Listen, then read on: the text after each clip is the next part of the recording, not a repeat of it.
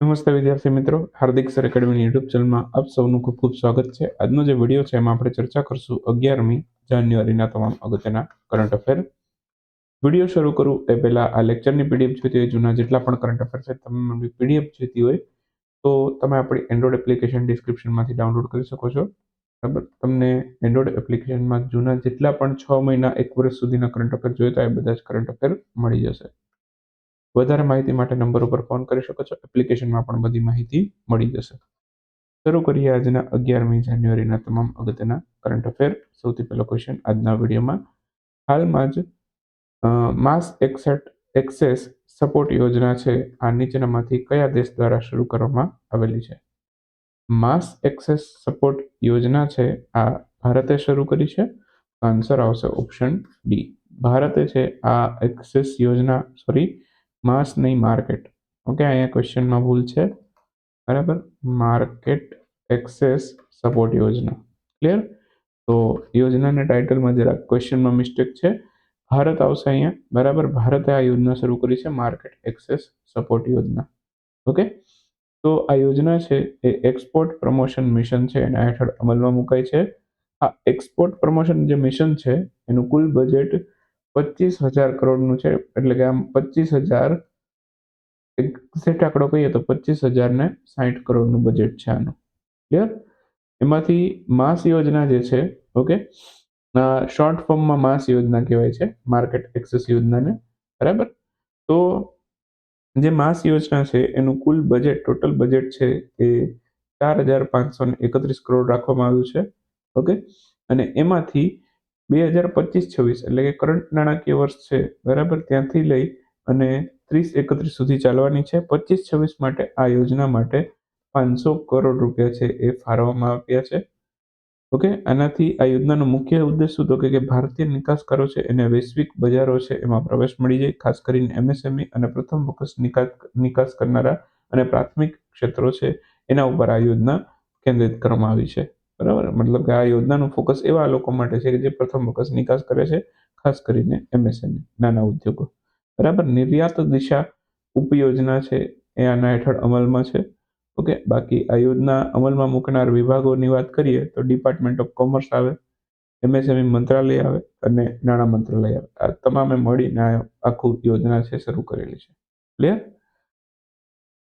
ચાલો, એના પછી ઇન્ડિયા ફાર્માકોપિયા 2026 એનું કેટલામું સંસ્કરણ જેપી નડ્ડાએ જાહેર કર્યું છે? તો ઓપ્શનમાં આપણે 10, 12, 15 અને 17 રાખી દઈએ. ક્લિયર? તો ઓપ્શન બદલવા રહી ગયા છે, તો આપણે અહીંયા ફોકસ કરશું. તો 10, 12, 15 અને 17 છે. ઓકે, આ ફાર્માકોપિયા જે 26 છે એનું 10મું સંસ્કરણ છે, તો ઓપ્શન એ આપણો કરેક્ટ આન્સર બનશે. હાલમાં જ છે 2 જાન્યુઆરી 2026ના રોજ ઇન્ડિયન ફાર્માકોપિયા 26 છે એની આવૃત્તિ બહાર પાડવામાં આવી છે. જેપી નડ્ડા આપણા જે સ્વાસ્થ્ય મંત્રી છે એમણે બહાર પાડી છે. નવી દિલ્હી ખાતેથી આનું લોન્ચિંગ કરવામાં આવેલું છે. કેટલામું સંસ્કરણ હતું તો કે 10મું સંસ્કરણ હતું. હવે ઇન્ડિયન ફાર્માકોપિયા જે છે, બરાબર, એમાં ભારતીય દવાઓનું અધિકૃત ધોરણ પુસ્તક છે. ઓકે, આમાં 121 નવી દવાઓ છે એના મોનોગ્રાફ ઉમેરવામાં આવેલા છે. ટોટલ હવે 3,340 દવાના ધોરણો છે આ IP26ની અંદર છે, બરાબર, એ એડ કરેલા છે. ખાસ કરીને ટીબી, ડાયાબિટીસ, કેન્સર અને આયર્ન પૂરક દવાઓ છે એ આની અંદર આવરી લેવાય છે. મતલબ કે આ બધા રોગો સામે ની જે દવાઓ યુઝ થાય છે બધી દવાઓ આવરી લીધી છે, એનો સમાવેશ કરેલો છે. 20 જેટલા નવા બ્લડ કમ્પોનન્ટ મોનોગ્રાફ પણ ઉમેર્યા છે જેથી રક્ત સંચાર છે એ વધુ સુરક્ષિત બને. ઓકે, બાકી IP26ની વાત કરીએ, ઓકે, તો ડ્રગ અને કોસ્મેટિક રૂલ્સ જે આવે છે 2020ના એને સુસંગત આખી આ બનાવવામાં આવેલી છે અને આંતરરાષ્ટ્રીય ધોરણો સાથે પણ સુસંગત છે. એટલે કે આખી જે આ બનાવવામાં આવે છે, બરાબર, એ ખાસ કરીને એક પબ્લિકેશન હેઠળ આવે છે, મતલબ કે કમિશન હેઠળ આવે છે, તો ઇન્ડિયન ફાર્માકોપિયા જે એની અત્યારે 2026ની આવૃત્તિ જાહેર થઈ છે જેનું 10મું સંસ્કરણ છે એ ઇન્ડિયન ફાર્માકોપિયા કમિશન છે એના દ્વારા પ્રકાશિત થાય છે.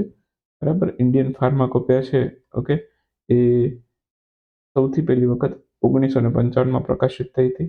અને બાકી હમણાં જ વાત કરીએ તો WHO ફાર્માકોવિજિલન્સ ડેટાબેઝ છે એમાં ભારત 123માં સ્થાનેથી જમ્પ લગાવી 2025માં બરાબર 2014માં આસપાસ ભારતનું સ્થાન 123મું હતું.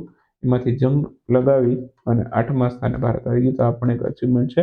મેં તમને એ વિડીયોમાં સમજાવ્યું હતું કે આ ફાર્માકોવિજિલન્સ છે બરાબર એટલે શું તો કે દવાઓની આડઅસર કેવી થાય છે બરાબર, દવાઓની ગુણવત્તા કેવી છે એના આધારે આ રેન્કિંગ નીકળે. તો દવાઓની આડઅસર ઓછી હોય તેમજ ગુણવત્તા સારી હોય ત્યારે આપણને 8મો રેન્ક મળ્યો હોય. વિશ્વના ટોપ 10 દેશોની અંદર છે ભારતનું સ્થાન છે અત્યારે ફાર્મસીની અંદર. ક્લિયર? તો ગૌરવની વાત છે આપણા માટે. નીચેનામાંથી કોના દ્વારા 2026ને year of network and data centricity તરીકે ઉજવવાની જાહેરાત કરવામાં આવી છે? તો યર ઓફ નેટવર્ક અને ડેટા સેન્ટ્રિસિટી તરીકે ભારતીય સેના છે આ દિવસને ઉજવશે. તો ઓપ્શન બી આપણો આન્સર બનશે. તો ઇન્ડિયન આર્મીએ જાહેરાત કરી છે કે 2026ને year of networking and data centricity તરીકે ઉજવશે. ઓકે, આ જાહેરાત કરી ભારતીય નૌસેનાના વડા ઉપેન્દ્ર દ્વિવેદીએ. ઓફિશિયલ વિઝન 2026નો એક ભાગ છે આ. ઓકે, આનો મુખ્ય હેતુ છે સેના અંદર ડિજિટલ એકીકરણ અને ડેટા આધારિત નિર્ણય છે એની પ્રક્રિયા છે એને મજબૂત કરવાનો છે. કોઈ પણ યુદ્ધ થાય તો ડેટા છે એને યુદ્ધનું મુખ્ય સાધન ગણવામાં આવશે. ઓકે, કેમ કે કોઈ ડેટા લીક થઈ જાય મતલબ કે ફલાણીની લોકેશન અહીંયા છે સાહેબ બરાબર, અહીંથી હુમલો થવાનો છે એ ટાઈપની લોકેશનો છે બરાબર શેર થઈ જાય તો એવી બધી માહિતી ડેટાઓ છે લીક થઈ જતા હોય બરાબર, ત્યારે એ યુદ્ધ માટેનું મુખ્ય સાધન માનવામાં આવે છે બરાબર. તો પ્રિપેરનેસ પણ એડવાન્સમાં કરી શકાય જો આવા ડેટા મળતા હોય તો. ઓકે, તો પરિસ્થિતિની જાણકારી છે અને નિર્ણય લેવાની ઝડપ પણ વધે છે આનાથી. ક્લિયર? બાકી ઇન્ડિયન આર્મી છે બરાબર, એનો દિવસ છે ભારતીય સેનાનો દિવસ 15મી જાન્યુઆરી ઉજવાય છે. થોડાક દિવસ પછી જ છે હમણાં. શા માટે ઉજવીશ તો કે કેએમ કરિયપ્પા છે એ ભારતના પ્રથમ ભારતીય કમાન્ડર ઇન ચીફ બન્યા હતા. તો એની યાદમાં 15 જાન્યુઆરીને આ દિવસ તરીકે ઉજવીએ છીએ, ભારતીય સેના દિવસ તરીકે. ક્લિયર? બાકી ભારતીય સેનાના સર્વોચ્ચ સેનાપતિ કોણ તો કે ભારતના રાષ્ટ્રપતિ હોય. ક્લિયર? તો એ પણ આપણે યાદ રાખીશું. ભારતીય સેના દ્વારા એલઓસી પણ સૌથી પહેલું રેડિયો સ્ટેશન શરૂ કરવામાં આવેલું છે, એનું નામ શું છે?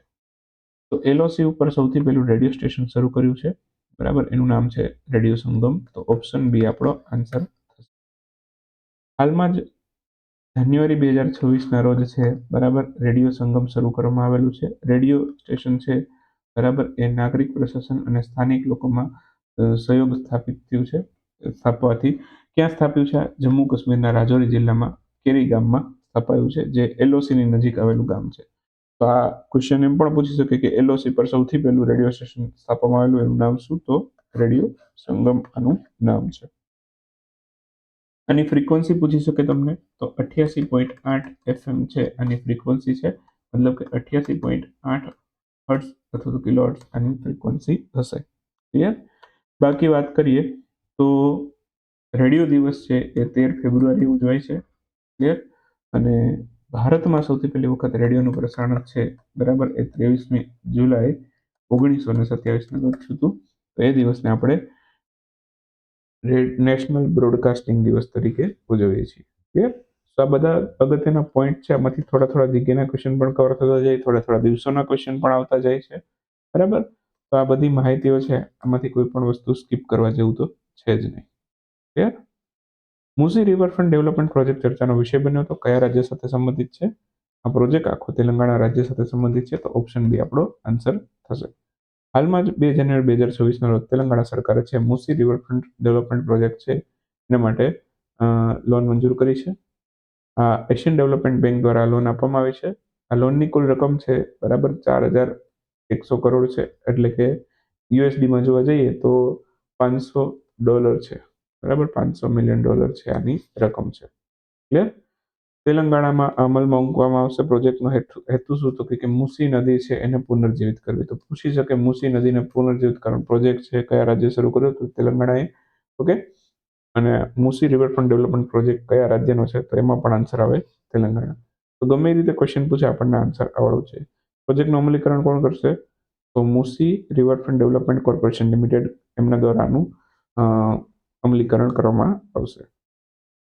યોજના હૈદરાબાદ શહેરના નદી કાંઠે આધારિત એક આર્થિક કોરિડોર પણ બનાવવામાં આવશે. ઇકોનોમિક કોરિડોર પણ આ યોજના હેઠળ બનશે. ટોટલ 5 ઝોનમાં આ મુસી નદીને વહેંચવામાં આવી છે. એમાં ઝોન 1માં ફેઝ 1ની અંદર છે, બરાબર. ઝોન 1માં 21 કિલોમીટર વિસ્તારનો સમાવેશ થાય છે. કુલ ઝોન 1ની અંદર 55 કિલોમીટર બનશે. ઓકે. અને બાકી વાત કરીએ તો ફેઝ 1ની અંદર ઓસ્માન સાગરથી લઈ અને બાપુઘાટ સુધી અને હિમયત સાગરથી લઈને બાપુઘાટ સુધીનો વિસ્તાર છે એ આવરી લેવામાં આવશે. ઓકે. 800 વર્ષ જૂના ભગવાન શિવના મંદિર છે એની પણ પુનઃસ્થાપના થશે આ પ્રોજેક્ટ હેઠળ. તો ફેઝ 1નું કામકાજ ક્યારે શરૂ થશે? તો કે 31 માર્ચ 2026 પછી. મતલબ કે આના પછીનું નાણાકીય વર્ષ ચાલુ થાય 1 એપ્રિલ 2026થી. ત્યારથી આ 26-27નો પ્રોજેક્ટ છે એ રીતે યાદ રાખેલું તો પણ ચાલશે. ચાલો, પીપરવા અવશેષો એની ભવ્ય આંતરરાષ્ટ્રીય પ્રદર્શનીનું આયોજન ક્યાં થયું હતું? લગભગ 4-5 વખત આ મારા જ કરંટ અફેરમાં ક્વેશ્ચન રિપીટ થઈ ગયો હશે, તો તમને આવડી ગયું હશે કે હવે આનો જવાબ દિલ્હી આવે છે. તો થોડુંક આનામાં આપણે જાણવા જેવું એવું છે કે આ જે અવશેષોની ભવ્ય પ્રદર્શની છે એનું ઉદ્ઘાટન કોણે કર્યું હતું? તો કે આપણા મોદી સાહેબે કર્યું હતું. પ્રદર્શનીનું નામ પૂછી શકે, ટાઇટલ પૂછી શકે તમને. એનું નામ છે the light and the lotus relics of the awakened one. Okay. તો આ એનું ફૂલ ફોર્મ ટાઇટલ છે. ઓકે. બાકી આયોજન દિલ્હીમાં થયું. આયોજન કોણે કરાવ્યું એવું પૂછી શકે. તો સાંસ્કૃતિક મંત્રાલય છે, ઓકે, એમના દ્વારા આનું આયોજન કરવામાં આવેલું છે. આઝાદી કા અમૃત મહોત્સવ છે એના હેઠળ આ પ્રદર્શન થયું છે. ભગવાન બુદ્ધના પીપરવાના અવશેષો 127 વર્ષ પછી ફરી એકત્રિત કરવામાં આવેલા અને એની પ્રદર્શની ગોઠવવામાં આવેલી છે. 30 જુલાઈ 2025ના રોજ આ અવશેષોની રીપેટ્રિએશન છે એની પ્રક્રિયા પૂરી થઈ, બરાબર. અને ત્યારબાદ આ પ્રદર્શની હાલમાં શરૂ છે. મણિ, અવશેષો, પાંડુલિપિઓ, આંકકા ચિત્રો, ધાર્મિક વસ્તુ, આ બધું છે ભેગું કરી અને પ્રદર્શની ભગવાન બુદ્ધની અવશેષોની કરી હતી. ડીપ ટેક સ્ટાર્ટઅપ માટે 3 વર્ષની જે શરત હતી એ કયા વિભાગે રદ કરી છે?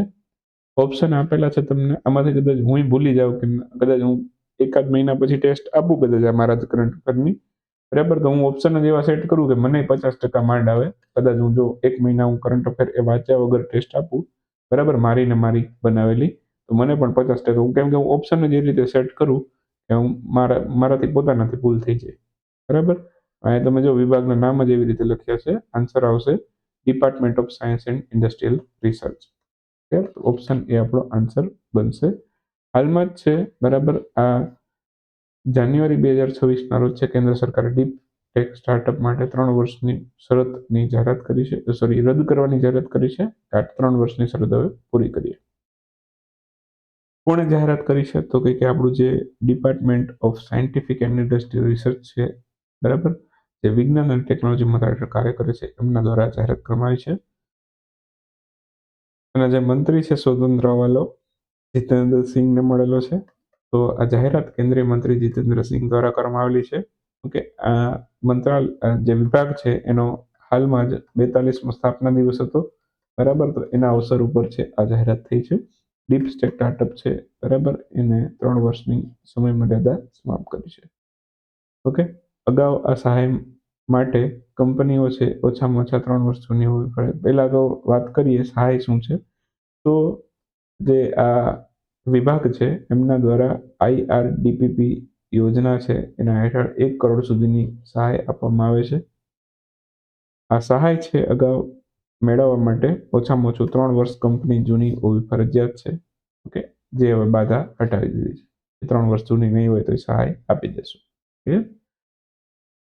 બાકી આ પ્રસંગે જે વિભાગ છે, બરાબર, એમના દ્વારા 4 નવી પહેલો શરૂ કરવામાં આવી છે. ડીપ ટેક સ્ટાર્ટઅપ છે એના in house and research development કેન્દ્રો છે એને માન્યતા આપવા માટે નવી માર્ગદર્શિકા સામેલ કરી છે. ઉપરાંત પ્રિઝમ નેટવર્ક અને TOCIC છે એના ઇન્વેન્ટર પલ્સ છે એના પ્લેટફોર્મ શરૂ કર્યા છે. ક્રિએટિવ ઇન્ડિયા 25ના યોજના છે એના પ્રિઝમ હેઠળ શરૂ થઈ છે. બાકી DSIR એટલે કે જે આ વિભાગ છે, department of scientific and industrial research, એમના દ્વારા ડિઝાસ્ટર મેનેજમેન્ટ પ્લાન પણ લોન્ચ કરવામાં આવેલો છે. ઉપરાંત NIT રાયપુર સાથે TDU-PW કરાર છે એ કરી અને છત્તીસગઢના ધમતરીની અંદર છે સ્કિલ સેટેલાઇટ સેન્ટર છે સ્થાપવામાં આવશે. આ પણ આની હેઠળ જ આવે છે.